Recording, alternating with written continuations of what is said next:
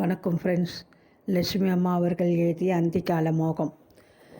அத்தியாயம் 7. வீட்டு கதவை தட்டும் தொல்லையிலிருந்து தன் கடமையை எளிதாக முடித்துவிட்டு தபால்காரர் விரைய சௌகரியமாக ஒரு தபால் பெட்டியை வாயில் கதவு ஓரத்தில் அமைத்து விட்டிருந்தாள் துர்கா. அதற்குள் போடப்படும் கடிதங்கள் பத்திரமாக இருக்க பெட்டியின் வாயில் ஒரு பூட்டியையும் போட்டு பாதுகாத்து வைத்திருந்தாள். பரத் வெளியூர் கிளம்பி சென்று 2 வாரங்கள் விரைந்து விட்டிருந்தன. தினமும் பள்ளியிலிருந்து திருமணத்தும் குடையை மடக்கி கையிடைக்கில் தொங்க விட்டு கொண்டு வீட்டை திறப்பதற்கு முன் தபால் பெட்டியின் பூட்டை திறந்து உள்ளே கடிதங்களை ஆராய்வது அவள் வழக்கமாகிவிட்டது. விமான தபால் எதையும் காணாத போது உணர்வுகள் சற்றென்று அடங்கி போக சிநேகிதிகள் உறவினர்கள் எழுதிய 2 கார்டுகளை மட்டுமே எடுத்துக்கொண்டு உள்ளே வந்து உட்காரும்போது அவள் நீர்ஜீவனமாக்கி போவது வழக்கம். தாயையே பெரும் துணை என்று நம்பி அவள் வாக்கையே மந்திரமாக கொண்டு கணவனிடமிருந்து விவாகரத்தை பெற்று அதே வீட்டில் மகனுடன் தாயின் துணையில் அவள் வாழ்ந்து கொண்டிருந்தாள். எத்தனை காலம்? ஜீவனாம்ச தொகை தேவையில்லை என்று மறுப்பு தெரிவித்தும் குழந்தையை வளர்த்து ஆளாக்க பணம் தேவைப்படும் என்று அரவிந்தன் பெருமனதுடன் குழந்தையின் பெயரில் 50,000 ரூபாய்களை வங்கியில் கட்டிவிட்டு அவனை அதற்கு பாதுகாவலனாக நியமித்து விட்டிருந்தான். அந்த வட்டி பணத்திலே குழந்தைக்கு துணியும் பள்ளிக்கூட புத்தகங்களும் ஆகத்தான் சரியாக இருந்தது. அவள் சம்பாதித்த பணத்தில் 3 நபர்கள் சாப்பிட்டு தாராளமாக வாழ்க்கை நடத்த இயலவில்லை. ஆரம்பத்தில் அவளுக்கு பக்கபலமாக இருப்பதாக வாக்குறுதி அளித்த தாய் பின்னர் 4ஆம் வட்டத்தில் தன் சலிப்பை வெளிப்படையாக காட்டத் தொடங்கினாள். வீட்டையும் குழந்தையையும் பார்த்துக்கிட்டு குடும்ப பொறுப்பை நிர்வகிக்க சம்பளமாக போட்டு தர, இன்னொன்று வேலைக்கு ஏதோ வயிற்றுக்கு போடுற, வருஷத்துக்கு 2 புடவை எடுத்து கொடுத்துடுவா. நான் மாடாய் உழைக்கிறேன் என்று சதா முணுமுணுக்க தொடங்கினாள். தன் கோபத்தை பேரன் மீது அடிக்கடி காட்டத் தொடங்கினாள் பாட்டி. குளிப்பாட்டி சுத்தமாக உடுத்தி வெளியே அனுப்பிய உன் பிள்ளை எப்படி திரும்பி வந்திருக்கான்னு பாரு. சரியான குரங்கு. அப்பன் புத்தி எப்படி போகும்? பாட்டி, என்ன வேணாமல் தீட்டு. என் அப்பாவை திட்டினியோ பல்லே உடச்சிடுவேன். பார்த்தியா, முளைச்சி 3 இலை ஆகலை. பேச்சைப்பார். அந்த பரம்பரை குணம் எங்கே போகும்? ஓல்டு உமன் ஷட்டப் என்று பள்ளிக்கு போகத் தொடங்கிய பாலகன் சீரத் தொடங்கினான். சதா வீட்டில் சண்டை. வேலையிலிருந்து களைப்புடன் வரும் மகள் முன் காப்பியை வைப்பதற்கு பதில் அம்மா தன் புலம்பலை வைக்கத் தொடங்கினாள். அப்பொழுதுதான் துர்காவின் மூளையில் தான் செய்த காரியம் பிசுகு என்ற ஞானோதயம் ஏற்பட்டது. காலம் கடந்த அறிவு அது. அதனால் பயனில்லை. குழந்தையை பார்க்கக்கூட அரவிந்தன் வருவதை வெறுத்த ஞானம் விரட்டியடிக்க ஆரம்பித்ததும் அவன் ஒரேடியாக வருவதை நிறுத்தி கொண்டான். பின்னர் துர்கா கேள்விப்பட்டாள். அரவிந்தனுக்கும் மாலதிக்கும் திருமணம் நடந்தது என்றும் அவர்கள் இருவரும் அமெரிக்காவுக்கு போய்விட்டனர் என்றும் தெரிய வந்தது. அந்த செய்தி அவளை நெருப்பாக தான் எரித்தது. அவளது வாழ்வின் குறுக்கே வந்த மாலதி முடிவில் வாழ்க்கையை திருடி கொண்டு போய்விட்டாள். நினைத்து ரகசியமாக அழுதாள். பரத் 10 வயது பையனாக விட்ட போது ஒரு நாள் பாட்டிக்கும் பேரனுக்கும் பெரியதொரு யுத்தமே துவங்கிவிட்டிருந்தது. தந்தையின் முகத்தை நினைவில் கொண்டு வர இயலாவிடனும் தனக்கு மற்ற பிள்ளைகளைப் போல ஒரு தந்தை என்பவர் இல்லை என்ற குறையை உணரத் தொடங்கினான். ஒரு நாள் மாலை அவன் பள்ளியிலிருந்து வந்தபோது துர்காவும் வீட்டுக்கு திரும்பிவிட்டிருந்தாள். பேரனுக்கும் மகளுக்கும் வேண்டாவிருப்பாக உப்மாவை பரிமாறி காஃபி டம்ளர்களை கொண்டு வந்து மேஜை மீது வைத்தாள் ஞானம். அம்மா, இன்னைக்கு பள்ளிக்கூடத்திலே ஒன்று நடந்தது ஆரம்பித்தான் மகன். அந்த பசங்களை யாரையாவது அடிச்சிட்டியா? நீ ரொம்ப துஷ்டத்தனம் பண்ணுறேன்னு கேள்விப்பட்டேன். ஞானம் முந்திக்கிட்ட போது உறுத்து பார்த்தான் பேரன். பாட்டி, நீங்கள் சும்மா இருங்கோ. உங்களால் ஆன உபகாரம்தான். இப்படி அப்பன் பேர் தெரியாத அனாதியாக நிற்கிறேன். பார்த்தியா துர்கா, எத்தனை பெரிய பேச்சு? அம்மா அலறினாள். நான் பல தடவை பசங்களோட சண்டை போட்டிருக்கேன். அதற்காக வாத்தியார் எனக்கு தண்டனை கொடுத்திருக்கார். ஆனால் அதன் காரணத்தை சொன்னால் பிசுக்கு என்னுடையதில்லைன்னு சொல்லுவீங்க. ஏண்டா சண்டை போட்டேன்? சொல்லேன் காரணத்தை. ரொம்ப பயமுறுத்துறியே. ஆண் குழந்தைகளை வளர்க்குறது ரொம்ப கஷ்டம்னு சும்மாவா சொன்னாங்க? எங்கள் பள்ளிக்கூடத்திலே பல பசங்களை அவங்க அப்பாவை ஸ்கூட்டர், சைக்கிள், கார் இதுகளிலே கூட்டி வந்து விட்டு போவதை நான் பார்த்து வரேன். நமக்கு ஒரு அப்பா இருந்தால் இப்படி செய்ய மாட்டாரான்னு பல தடவை நினச்சி சங்கடப்பட்டதுண்டு. ஒரு வாட்டி அழுது விட்டுருக்கேன். யாருடா அவங்க அப்பா அப்படின்னு என் கிளாஸ் பையன் ஒருவன் அடிக்கடி கேட்டு என்னை கிண்டல் பண்ணினான். ஒரு தடவை தாங்க முடியாது அவனை அடிச்சிட்டேன். அதுக்கு வாத்தியார் தண்டனை கொடுத்தார். ஏன் அடித்தேன்னு நான் வாத்தியார்கிட்ட சொல்லலை. எனக்கு அப்பா இல்லைன்னு அவர்கிட்ட சொல்ல வெட்கமாக இருந்தது. துர்கா உப்புமாவை விழுங்க முடியாது தவித்து கொண்டிருந்தாள். தாயை வேதனையுடன் பார்த்தாள். செத்து போயிட்டாருன்னு சொல்கிறது. பாட்டி இறைந்தாள். எப்படி சொல்கிறது? பக்கத்து வீட்டு அம்மா மாதிரி எங்கள் அம்மா நெத்தியிலே பொட்டி வச்சுக்கிட்டு இருக்காங்க. எங்கள் அப்பா செத்திருந்தா உங்களைப் போல பாழ் நெத்தியாக தானே இருக்கணும். துர்காவுக்கு துக்கம் தாங்க முடியவில்லை. பரத், நீ விவரம் கேட்குற வயதுக்கு வந்துட்டேன். நானே சொல்கிறேன். உங்கள் அப்பா பேர் அரவிந்தன். அவர் டாக்டர் வேலை பார்த்தாருன்னு முன்பே சொல்லியிருக்கிறேன். இப்போது மீனியை வீதி உண்மையை சொல்கிறேன். திணறினாள். ஒன்றும் நீங்கள் சொல்ல வேண்டாம். என் வகுப்பு பையன் ஒருவன் இன்னைக்கு அந்த உண்மையை சொல்லி என்னை வம்புக்கு இழுத்தான். என்னடா சொன்னான்? பாட்டி அதட்டினாள். எங்கள் அம்மாவை எங்கள் அப்பா விவாகரத்து செய்துட்டு வேற ஒருத்தியை கட்டிக்கிட்டாராம். எங்கள் அம்மா கெட்டவங்களாம், அதனால்தானாம். அப்படியா சொன்னான்? அலறி துடித்து போனால் துர்கா. கதை இப்படி திசை திரும்பி பள்ளி கொடுத்து பாலகர்கள் பேசும் அளவுக்கு படுமோசமாகிவிடும் என்று அவள் கனவிலும் நினைக்கவில்லை. காதும் மூக்கும் சிவக்க நெஞ்சு பதைக்க மகனை திகைப்புடன் பார்த்தாள். கோபம் தாங்களே. அந்த பையன் தலைமுடியை பிடித்து இழுத்து குலுக்கி, உங்கள் அம்மா தாண்ட கேட்டவ, எங்கள் அம்மாவை பற்றி ஏதும் பேசினேன், கொன்று குழியை வெட்டி புதைச்சிடுவேன்னு அவன் தலையை சுவத்திலே மோதிட்டேன். அவன் சொல்லி முடிப்பதற்குள் வாயில் அழைப்பு மணி அழுத்தமாக ஒலித்தது. கதவை திறந்தால் துர்கா. கண்களில் நெருப்பு பறக்க ஓங்கி உயரமாக கோபவேஷமாக ஒரு நடுத்தர வயதுடைய பெண் வாசலில் நின்றாள். பரத் என்கிற பையன் உன் மகன் தானே? எடுத்த எடுப்பிலே கேட்டாள். ஆமாம் என்ற தலையை துர்கா ஆட்டுமுன் அவள் ஆத்திரத்திலே படப்படுத்தாள். என் பேரனை உன் மகன் பள்ளிக்கூடத்திலே அடிச்சுட்டு வந்திருக்கான். அவன் தப்பு ஒன்றும் சொல்லலையாம்.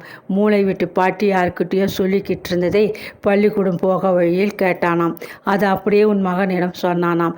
அதற்கு கோபம் வந்து உன் மகன் குழந்தையை சுவத்திலே மோதி நெத்தி படித்து போரா போல அடித்து நொறுக்கிட்டானாம். என் பேரன் சொன்னதும் உன் மகனுக்கு கோபம் பொத்துக்கிட்டு வருது.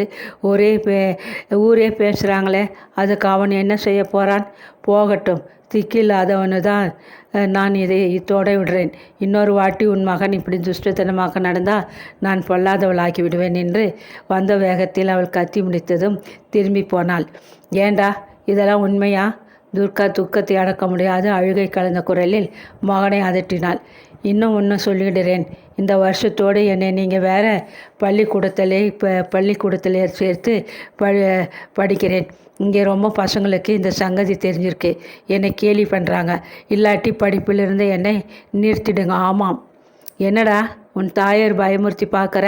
யாருக்காக படிக்கிற? உன் நன்மைக்கு, உன் பிற்காலத்துக்கு படிக்கிற. தெரிஞ்சுக்கோ. ஞானம் குறுக்கிட்ட போது உப்மா தட்டை எடுத்து சுவரின் மீது வீசினான் பரத். கிழவி, வாயை மூடுக. கோடி விட்டு பாட்டி என்னை கூப்பிட்டு உங்களை பற்றி நிறைய சொல்லியிருக்காங்க. நீங்கள் தான் எங்கள் அப்பா ஊரை விட்டு போக காரணமாம். எங்கள் அப்பாவை வீட்டை விட்டு துரத்தின பூதம் நீங்கள் தானாம். அடப்பாவி சண்டாளி, இந்த பக்கமும் சொல்லி கொடுத்து அந்த பக்கம் குத்தி கொடுக்குறாளே அவள். அம்மா, அப்போவே சொன்னேன்னு அவங்க பெரிய ஒம்புக்கார அம்மான்னு. நீங்கள் கேட்கலை. எங்கள் அப்பா துரத்தி விட்டுட்டு எங்கள் வீட்லேயே வந்து உட்கார்ந்துக்கிட்டு நல்லா சாப்பிட்டு விட்டு அதிகாரம் வேற பண்ணுறீங்களா? சீர்வன் கிரீச்சிட்டு அலறியதை கேட்டு அயர்ந்து போனால் ஞானம்.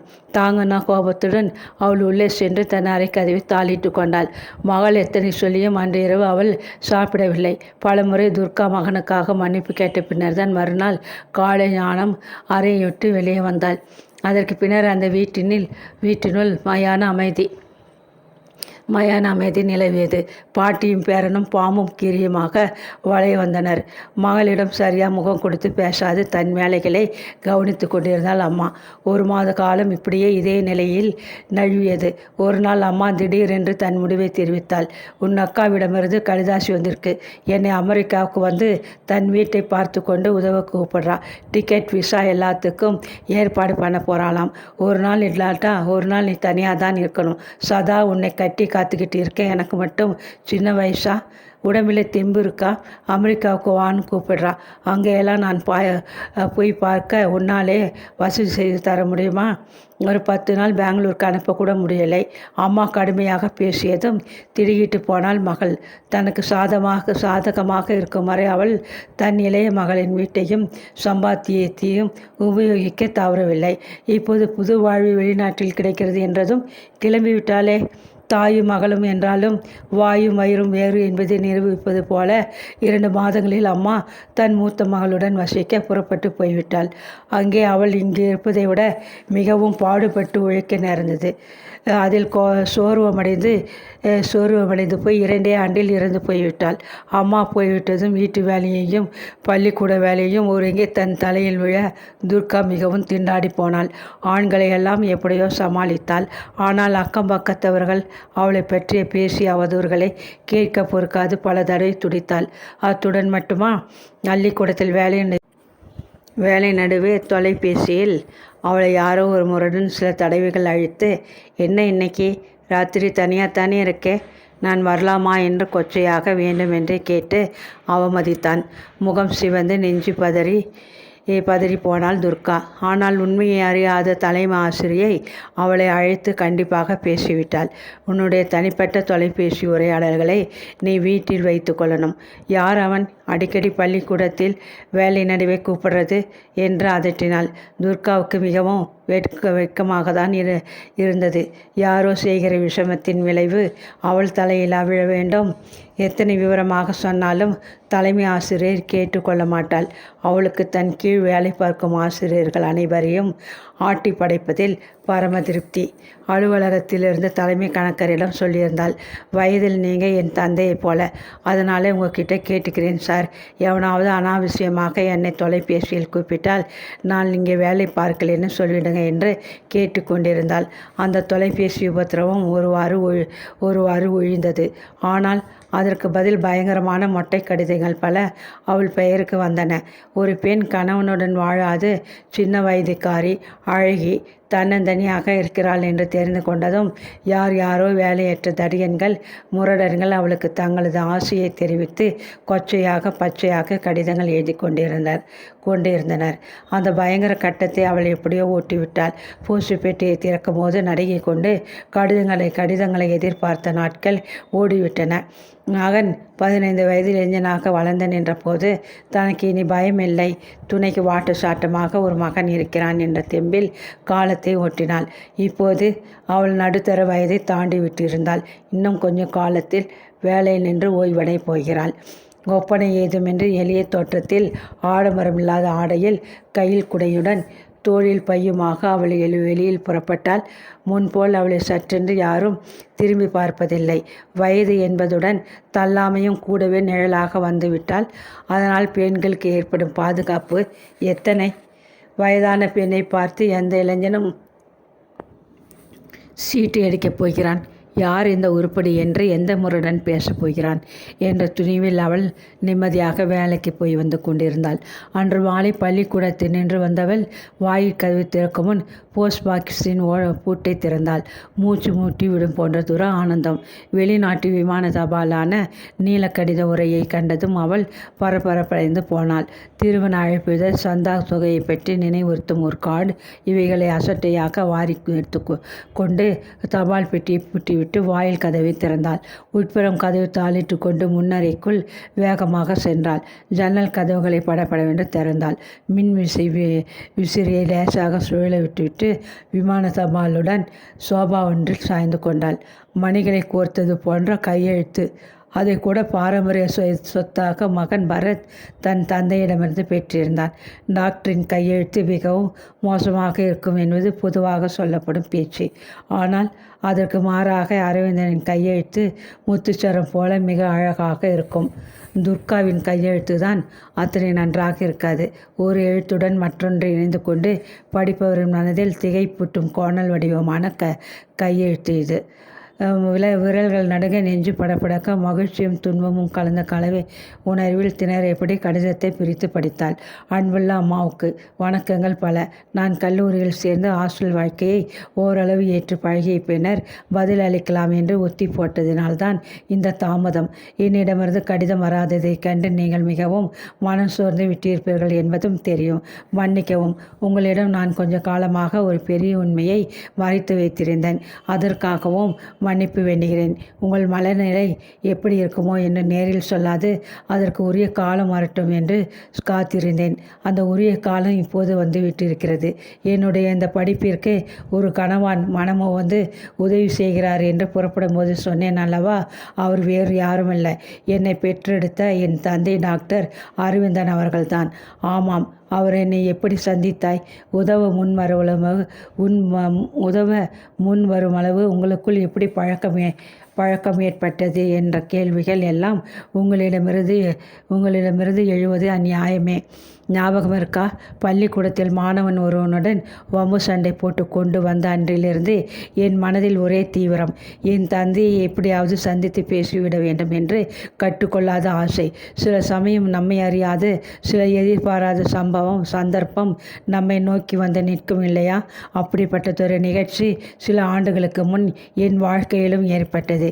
என் பள்ளி தோழன் ஒருவனின் தந்தை நோய்வாய்ப்பட்டு நர்சிங் ஹோம் ஒன்றில் அனுமதிக்கப்பட்டிருந்தார். அவரை பார்க்க நண்பனுடன் போயிருந்தேன். அந்த நர்சிங் ஹோமின் டாக்டர் என்னை ஏற இறங்க பார்த்தார். பிறகு வியப்புடன், ஆமாம், நீ டாக்டர் அரவிந்தனுடைய மகன் பர்த்துதானே? சொல்லி வைத்தாற் போல் கேட்டார். ஆமாம் என்று தலையசைத்தேன். கண்களில் நீர் ததும்பி துக்கம் நெஞ்சை அடைத்து கொண்டது. டோன்ட் வரி பாய் என்று என்னை அன்புடன் தழுவிக்கொண்டு தமது அறைக்குள் அழைத்து சென்றார் அந்த பெரியவர். டாக்டர் அரவிந்தன் ரொம்ப திறமை மிக்க அறுவை சிகிச்சை நிபுணன். அவரை இந்த நர்சிங் ஹோம் இழந்துவிட்டது ஒரு பெரிய துர்பாக்கியம். அதைவிட இந்த சின்ன வயசில் நீ உயிரோடு இருக்கிற ஒரு ஒப்பற்ற தந்தையை இழந்துவிட்டது பெரும் துர்பாக்கியம். இது தொடர்ந்து நீடிக்கக்கூடாது. இதை தவிர்க்க வேண்டும். உன்னை பார்த்ததும் என் மனதில் ஒரு எண்ணம் ஏற்படுகிறது. ஒப்புக்குவியா என்றார். 12 வயது பள்ளி சிறுவன். அவர் ஒரு பிரபல டாக்டர், அறிவாளி, அனுபவஸ்தர். அவரிடம் குறுக்கு கேள்வி கேட்க இயலுமா? ஆகட்டும் என்று தலையசைத்தேன். கன்னத்தில் உருண்ட கண்ணீரை துடைத்து கொண்டேன். நீ ஒரு ஆண் பிள்ளை, அழக்கூடாது என்று முதுகில் தட்டி கொடுத்தார் அவர். நேற்றுதான் தொலைபேசியில் டாக்டர் அரவிந்தன் என்னை பம்பாயிலிருந்து அழைத்தார். ஒரு சர்ஜிக்கல் கான்ஃபரன்ஸிற்காக அவர் அமெரிக்காவிலிருந்து வந்திருக்கிறாராம். தாம் தங்கியிருக்கும் ஹோட்டலில் தொலைபேசி எண், அறை எண், நான் தொடர்பு கொள்ள உரிய நேரம் எல்லாவற்றையும் கொடுத்தார். இன்று உன்னை நான் எதிர்பாராத விதமாக சந்திக்கிறேன். தெய்வத்தின் திருவருள் என்றுதான் நான் இந்த சந்திப்பை நினைக்கிறேன். ஏனென்றால் நேற்று அரவிந்தனோடு பேசும்போது என் மனதில் அவனது மகனது நிழல் ஒன்று தோன்றி சஞ்சலப்படுத்தியது. நான் மௌனமாக கேட்டுக்கொண்டிருந்தேன். இன்று இரவு டாக்டர் அரவிந்தனுடன் நான் பேசப் போகிறேன். கட்டாயம் அவர் சென்னைக்கு வர வேண்டும். என்னை நர்சிங் ஹோமில் சந்திக்க வேண்டும் என்று வற்புறுத்துவேன். அவர் வரும் நேரம், நாள் முதலியவற்றை குறித்து உன் நண்பனிடம் பள்ளிக்கு அனுப்பி வைப்பேன். நீ யாரிடமும் எதுவும் கூறாமல் நான் சொன்னபடி இங்கு வந்தால் உன் தந்தையை நீ நேரில் பார்க்கும் வாய்ப்பு கிடைக்கும். உன் தாயாரிடம் இதை பற்றி தெரிவித்தால் ஒரு சமயம் இந்த சந்திப்பு நிகழாது போய்விடலாம். அதனால் நீ ரகசியமாக உன் மனதில் வைத்து கொள்வது நல்லது என்றார். அந்த 2 நாட்கள் நான் எப்படி ஆவலில் துடித்தேன் என்பதை சொல்லவே தேவையில்லை. பள்ளிக்கூட நண்பன் கொண்டு வந்த கடிதத்தின்படி அன்று மாலை பள்ளிக்கூடம் முடிந்ததும் நேரே அந்த நர்சிங் ஹோமுக்கு போனேன். டாக்டர் என்னை வரவேற்பறையிலிருந்து தாமே தமது அறைக்குள் அழைத்து சென்றார். என்னை கண்டதும் எழுந்து கைகளை நீட்டி கொண்டு வந்த மனிதரை பார்த்ததும் என் உடம்பெல்லாம் புல்லரித்து போனது. பரத் என்று அவர் கையை நீட்டி பிடித்து தமது அருகே இழுத்து கொண்ட போது அப்பா அப்பா என்று என்னையும் அறியாது நான் அழுதுவிட்டேன். நீங்கள் நம்புவீர்களோ என்னவோ, என்னை மார்போடு அணைத்து கொண்டு அப்பா அழுதார். நானும் விக்கி விக்கி அழுதேன். ஒரு வாரம் டாக்டர் எங்கள் இருவரையும் சமாதானப்படுத்தி ஆறுதல் வார்த்தை சொன்னதும் அப்பா தாம் வாங்கி வந்த சாக்லேட் டப்பாவை எனக்கு தந்தார். அதை திறந்து ஒரு சாக்லேட் கட்டியை எடுத்து சருகை காகத்தை உரித்து பாதியை கடித்து விட்டு மீதியை அவர் வாயில் நான் திணித்த போது டாக்டர் சிரித்தார். அப்பா சிரித்தார். நானும் சிரித்தேன். அன்று நான் அடைந்த மகிழ்ச்சியை, மன நிறைவை உங்களுக்கு நான் வார்த்தைகளால் விவரிக்க இயலாது. எனக்காக அப்பா சென்னையில் அந்த டாக்டர் நண்பர் வீட்டிலே ஒரு வார காலத்துக்கு மேல் தங்கியிருந்தார். அந்த ஒரு வார காலத்திலும் நான் ஒவ்வொரு நாள் காலை பகல் மாலை 3 வேளையிலும் என் தந்தையை சந்தித்தேன்.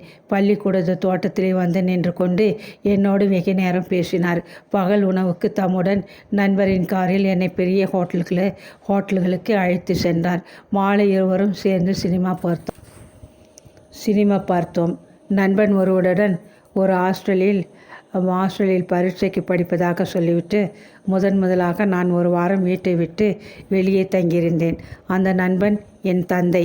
அதற்கு பின் ஒவ்வொரு வருஷமும் பரீட்சைக்கு படிக்க ஹாஸ்டலுக்கு போய் நண்புடன் தங்குவதாக ஒரு வாரம் 2 வாரம் கிளம்பி விடுவேன்.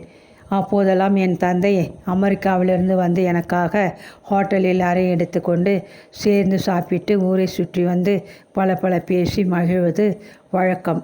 என் படிப்பு செலவுக்கு அவ்வப்போது அப்பா தாராளமாக எனக்கு பணம் அனுப்பி வந்தார். அதை நான் ஒரு வங்கியில் சேமித்து வைத்து கொண்டிருந்தேன். உபகார சம்பளத்திலே படித்தேன். அப்பாவோடு கூடவே வாழ வாய்ப்பு இருந்திருந்தால் நானும் டாக்டருக்கு படித்திருப்பேன். அந்த குறையை நிவர்த்திக்க அப்பா என்னை ஹாஸ்பிட்டல் அட்மினிஸ்ட்ரேஷன் என்னும் படிப்பிற்கு லண்டனுக்கு அனுப்பி வைத்து ஆவணம் செய்துள்ளார். இந்த படிப்பு செலவு முழுவதின் பொறுப்பு அவருடையது. ஸ்ரீத்ரு விமான நிலையத்தில் வந்து சந்தித்த அப்பா என்னை ஆனந்தத்துடன் கட்டி அணைத்து கொண்ட போது அவரது இதய துடிப்பை என்னால் உணர முடிந்தது. கன்னங்களில் கோடிட்டு அவரது கண்ணீரை நான் மெல்ல என் கைக்குட்டையால் துடைத்து விட்டேன். அப்பா, எனக்கு இப்படி ஒரு வெளிச்சமான வருங்காலம் அமைத்து கொடுக்கிறீங்களே, அதுக்கு நன்றி என்ற போது அவர் நெகிழ்ந்து போனார். உன் அம்மாவை சுகமாக வைத்து காப்பாற்ற முடியாது, விதி ரொம்பவே சதி பண்ணிவிட்டது. அதை நினைச்சு நான் வேதனைப்படுறேன் என்றார். அம்மா, நான் என் தந்தையை ரொம்ப நேசிக்கிறேன். அவர் ஒரு பண்பான மனிதர், திறமை மிக்கதொரு அறுவை சிகிச்சை நிபுணர். அவரை தகப்பனாக அடைந்ததை பற்றி பெருமைப்படுறேன். அம்மா, உங்களையும் நான் உயிருக்குறாக நேசிக்கிறேன். இப்போது என் மனதில் ஓர் அலாதியான நிறைவு ஏற்பட்டிருக்கிறது. இதுதான் நான் பிறகு சொல்கிறேன் என்ற ரகசியம். உங்கள் அன்புள்ள மகன் பரத். தாரையாக கண்ணீர் கன்னங்களில் வழிய உணர்ச்சி குமரலின் உந்துதலை தாங்காது அப்படியே வெகு நேரம் அவள் உட்கார்ந்து விட்டாள்.